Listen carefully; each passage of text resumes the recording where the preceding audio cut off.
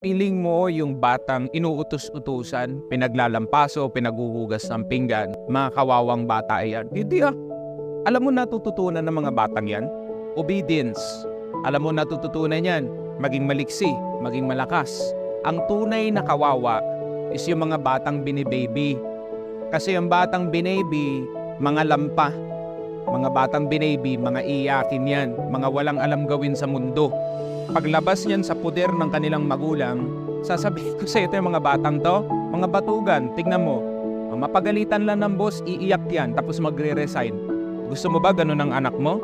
O, kung gusto mong umasenso yung anak mo, bigyan mo ng gawaing bahay.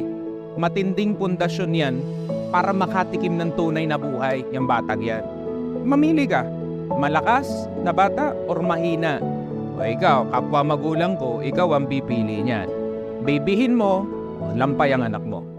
Turuan mo ng tunay na buhay, aasenso yan.